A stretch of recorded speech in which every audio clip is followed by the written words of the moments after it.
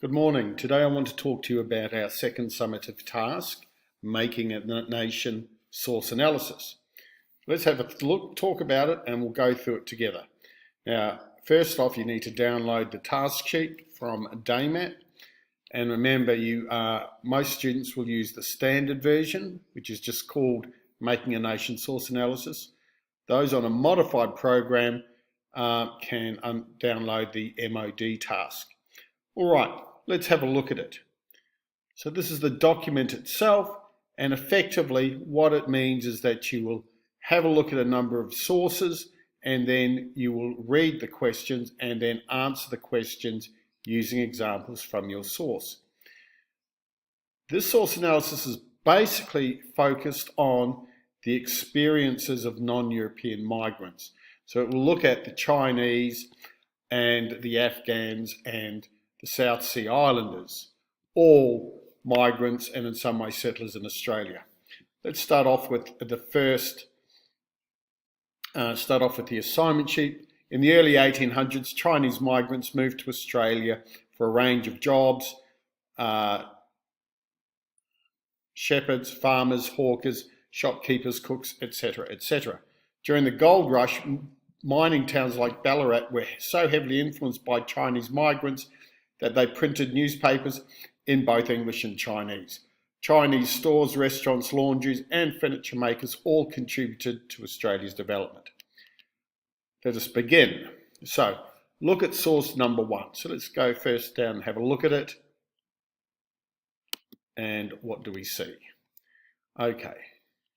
So it's a cartoon. It's called The Mongolian Octopus. It was published, as we can see down here.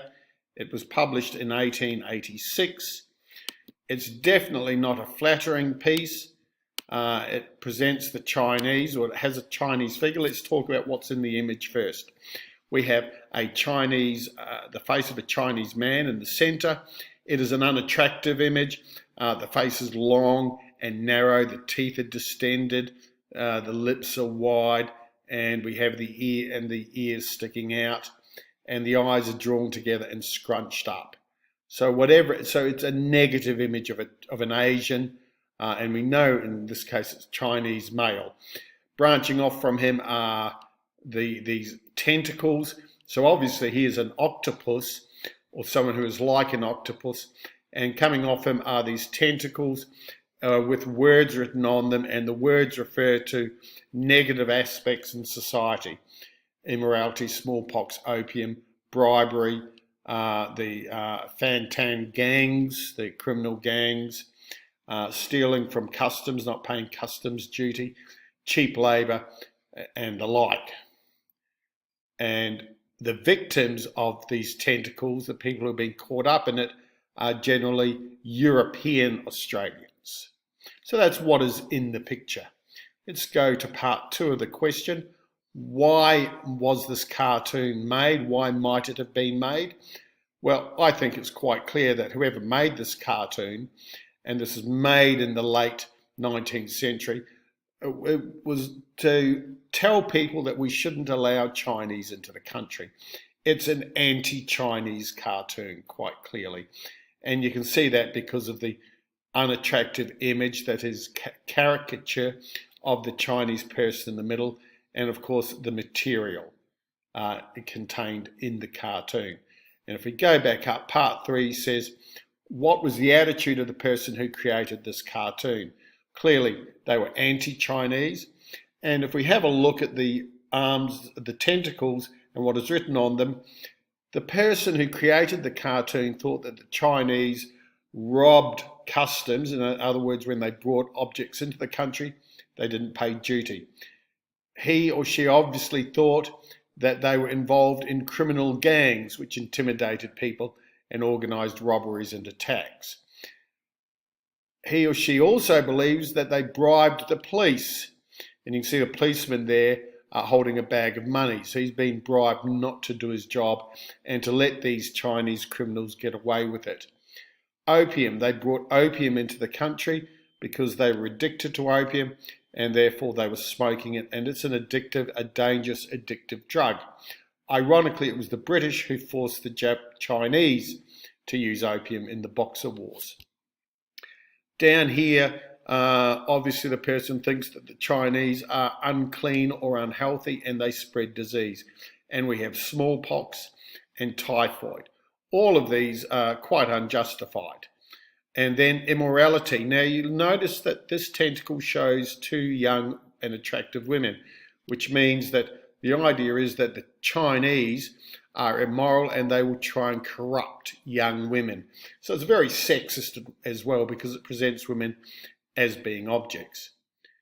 Chinese involved in illegal card games and gambling on the street. And finally, here we have a Chinese worker who is a non-Chinese, a European Australian worker who has lost his job because the Chinese have come in and they work for much less, so they're cheaper, and the companies employ them, especially to make furniture. If you look at the picture, the little girl whose father has lost her job and now her future is uncertain because of what these Chinese have done. So source number one, very much anti-Chinese. Moving on to source number two, and we've been asked to look at the source. Now, source number two is an exemption. Now, Australia had a White Australia policy well into the 20th century, and the policy was designed to prevent non-Europeans, so they were Asian and black migrants from coming into the country, because our aim was to keep Australia white, to keep Asians and foreigners out. We felt very much alone in the world. So whenever an Australian of Asian ancestry or Afghan or black ancestry left the country to go back to their mother country to visit family or for whatever reason, they could not get back into the country unless they had a certificate, which meant that they didn't have to do a test which could block them. So this was an exemption certificate that anyone who was non-European needed to get before they left the country. Otherwise, they couldn't get back in. If we look at this exemption card, this exemption form here, signed by John Baxter, and it is for a Chinese woman. It's Go Gi. She is the wife of Hugh Gi, and because her nationality is Chinese. She was born in Canton, her age, and a physical description.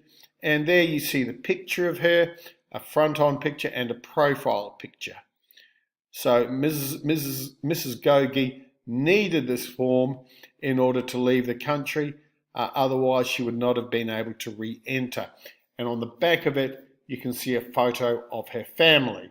So there's Mrs. Go Gi and her husband and their 4 children. Why did they need an exemption? Well, this one goes a little bit further. Why might this exemption have been issued? Well, I think it's quite clear that this exemption was probably issued because this looks like a respectable family. And do they look Chinese? No. They're dressed as Europeans, which means that they're attempting to fit in. They're doing what Europeans expected of them, and so they're less of a threat. And that is probably why they were granted an exemption. Another thing we can see from the photo is that their clothes are of very good quality, indicating that these people had some wealth, some prosperity, and therefore they were contributing to the Australian community. They weren't welfare recipients of any kind. They actually provided more than they took. And so for these two reasons, for the fact that they fitted into European society and because they were wealthy, we can assume from the source that these are the reasons why they were granted an exemption. They were in no way a threatening or subversive, or they weren't a very foreign family. They were very much the types of migrants that Australia wanted. Let's move on to sources 3 and 4 now. We're now asked to look at sources 3 and 4 and learn about the different attitudes that European migrants to Australia had about Chinese migrants to Australia. So here we go. There's 3 and there's number 4. Now, if we look at number 3, it's a list of Australians of Chinese ancestry between 1750 and 1980 who have achieved success. And we have here William Arquette, who is a lawyer and who defended workers' rights. We have Thomas Backup, 1866 to 1923, who was elected to the Tasmanian Parliament and then became a senator. Harry Chan was a businessman in Darwin, a mayor and a politician. Dr. Victor Chan, cardiac surgeon, pioneer of modern heart transplant. Professor Christopher Chen, pioneer in vitro. So these are high achieving Australians, and they're obviously Australians who have achieved the respect of the wider community. If we now have a look down to source number 4, we go back to the 1850s, 1860s, and we look at this talks about the experiences and relations between Chinese miners and non-Chinese miners on the Australian goldfields. And this is taken from the SBS website. There were many reasons for anti-Chinese sentiment on the goldfields. Fear that they were taking the fortunes of Europeans, taking gold which otherwise European might discover, or they might not have wanted them to help to start furniture factories that competed with European jobs. If you remember back to source number 1, Chinese were involved in the furniture industry and worked at a much lower rate of pay, which meant employers were much more willing to employ them. One of the concerns that Sydneysiders had during the period was that they were bringing disease and smallpox into the country. Another reference on the source number 1, the idea that migrants brought in with them disease. And the third point there is that newspapers at the time ran inflammatory materials which were designed to be shocking, scary, and create a negative impression of Chinese. So it is discriminatory, these articles, and they were racist. But during the 19th century, that's the 1800s, people were less educated. They were more concerned about race and identity, so they accepted it. So we look at these two sources and they present a different view of Chinese. One, source number 3 shows Chinese who have succeeded. Source number 4 shows the conflict on the goldfields between Chinese and non-Chinese. So what do these two sources tell? What can you say about attitudes?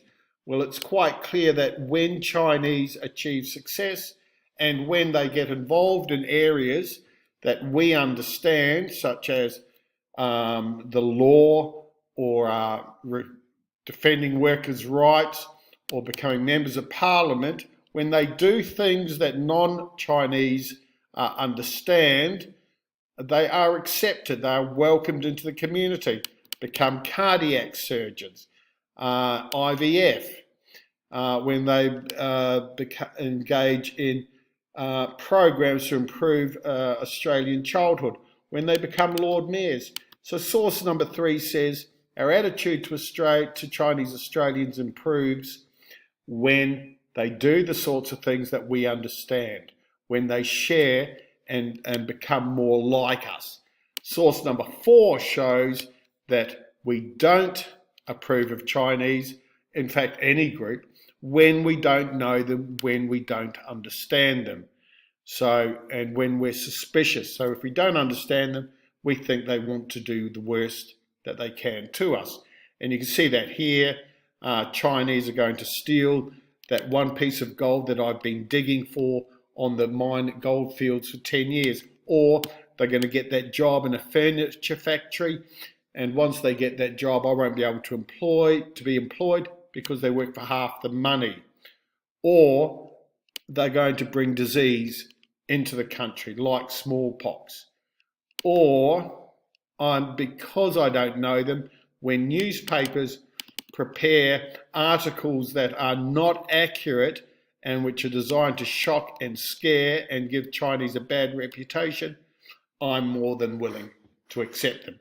So these two sources show that our attitude to Chinese depends on how we see them, our knowledge of them, and whether we think Chinese are like us or if we think that they are very different and threatening. Next question is really, it's a rehash of what we've already just talked about. What is the similarity or the relationship between source 1 and source 4? And we very quickly see, of course, that both sources are similar in that they present the Chinese in a way that is ignorant, that we don't know them, therefore we distrust them.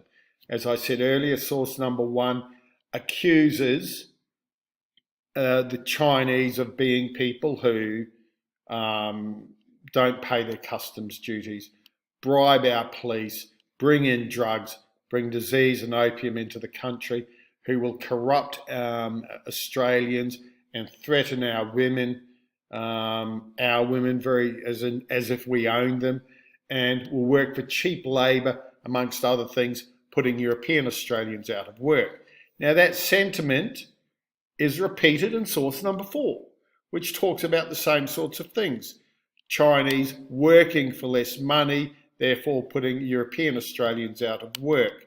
Chinese bringing disease into the country, as with the tentacle in source number 1. And the idea of running inflammatory materials to give Chinese a bad reputation, running articles and documents and, of course, cartoons, which is what number 1 is. And of course, number 1 was published in a Sydney magazine. And this is the sort of article that was designed to inflame prejudice. So really, number 1 is an example of, source number 1 is an example of source number 4. All the ignorance, the lack of knowledge about the Chinese talked about in source number 4 and revealed in source number 1. Question 5 asks us to look at sources 5 and 6 and asks us to identify what the working lives of Australians were like according to these sources. So let's have a look at them and see. And you can see here in source number 5, we have a rural property. No, it's not actually rural property, it's a gold mine. And we can see on the left 3 European Australians, and on the right 4 Chinese Australians working the gold mine. If we have a look at the image, what do you see in terms of working conditions? Well, I would go so far as to say they look fairly harsh. The area is run down. Now, there are some buildings behind, but we know most of the gold miners lived in tents. We know that there's not a lot of technology around, so it would have been harsh working conditions. They would have been digging through the rock, and you can see the rock in the soil here, removing the rock and then putting it onto a conveyor belt and then running it down and through water in order to identify gold. So pretty harsh living conditions. I notice in this image that the Europeans seem to be possibly better dressed and also have tools. The Chinese don't. So I'm wondering if these Chinese work for these Europeans or if somehow they are in some way subservient to them. Either way, it looks like a difficult life. If we look at source number 6, it's about Arfu's grocery mine in Goondiwindi, grocery store in Goondiwindi in Queensland in 1906. Now this shows that the Chinese were not just involved in physical labour, but also as time went on, and this would be about 50 years, in fact 51 years exactly after the working in the mines, that some Chinese began to be prosperous and successful business people. So this looks like a fairly good working environment. It's a large, it looks like a clean store. The figures out front, including, I assume, Arfu being one of these figures, are well dressed. The area is well maintained. They look from a distance to be clean and quite comfortable. So we know that working conditions for Chinese varied according to their occupation and their level of training. If they were manual labourers like these miners, it was a harder life. If they had an economic skill or possibly an academic skill, they had an easier and more comfortable life, as occurred with Arfu. There's also a possibility that between the mid-19th century, the 1850s, and the 1900s, the standards or the jobs that Chinese could achieve and their success improved. So later generations began to be more successful. And that, although the question doesn't ask this, is supported by source number 3, where most of the figures are in the late 19th century, early 20th century. I now want to look at question number 6, which asks us to look at the sources on the document and show which, to identify which sources show bias, the greatest bias against Chinese migrants, and those which show the most sympathy for them. So if we have a look at them, certainly I think we can all agree that source number 1 shows possibly the worst bias in that it is riddled with assumptions and general statements and stereotypical presentations of Chinese. I mean, anyone, all sorts of people commit customs robbery. In fact, the English were known for many years as great smugglers in the south of England, and yet their faces aren't here. Gangs, well, we know that many Australian migrants, and quite a number of them European, were involved in gang violence. Bribery is a great Australian tradition dating back well before the Chinese, right back to settlement in 1788 and the theft of rum by the first Marines. Opium, certainly the Chinese used it, but they were addicted to it largely because of the actions of the British who wanted to make money out of their suffering. And of course, European Australians had a very powerful addiction to alcohol and tobacco, but especially alcohol, which was as destructive, if not more so than opium. Smallpox and typhoid outbreaks had existed before the Chinese came to Australia and after, and they continue to this day. And we need, in the current environment, we certainly know that it's not just one group, all sorts of groups pass on disease. Diseases know no nationalities. Immorality, well, this says more about sexism in Australia than it does about the Chinese. So certainly the greatest bias, I think, there, followed by source number 4, which talks about the experiences and the clashes between Chinese and non-Chinese on the goldfields. The most sympathetic document, I would have to say, would be source number 3, which talks about the successes that Chinese Australians achieved towards the end of the 19th century and into the 20th century, with some very successful Australians who have contributed a lot to this country. Another sympathetic source would be source number 6, showing the success of Ah Fu, and he's managed to employ non-Chinese. He has a large and attractive and what appears to be a very successful store. Another sympathetic source would be the dictation test, especially with the image of the family, which was their photo attached to the exemption form 2A. So 2B, this photo shows an attractive, pleasant, and a very close family. And it goes a long way to challenging this idea on the left in source number 1 that Chinese people are aliens and dangerous and unknown. They are, in fact, very much like us, loving family people. We come to question 7, which asks us to look at all the sources and draw an overall view of how Chinese migrants were perceived in Australia between 1750 and 1980. And so how were they perceived? Well, so it's all here for you. Source number 1 says that certainly in the late 19th century, in the 1886, Australians were perceived very negatively, maybe not by all Australians, but certainly by the media who chose to portray them this way. And remember, well, that's what we've got to be careful of, that just because someone was portrayed this way does not mean that everyone thought of them this way. We do know, however, that prior to the late 19th century, there had been conflict between Chinese Australians and European Australians, primarily on the gold fields in terms of how they operated, and we can also see that in source 4. The clashes on the gold fields, the earliest interactions, I think were brought about by ignorance, and we see that in source number 4, where we talk about where source number 4 talks about hostility to Chinese, but a lot of it stems, to my view, from ignorance and from a lack of knowledge. The idea that they would take our gold, as if Europeans owned the gold that they hadn't even dug up yet.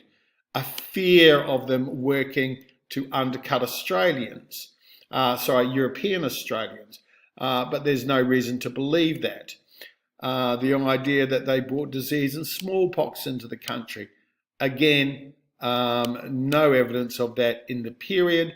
We do know that disease and smallpox were brought into the country and decimated the Aboriginal population, but that disease was not brought by Chinese Australians, it was brought by European Australians.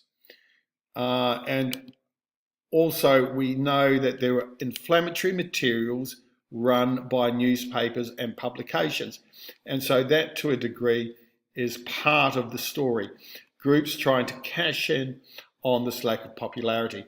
Having said that, we do know that Chinese Australians, as the 19th century gave way to the 20th century, we know that Chinese Australians began to be accepted, more often than not because they got into fields that we could respect and understand, but nonetheless, they developed a role in society, and from this list in source 3, we can see that many of them were respected and are still respected today.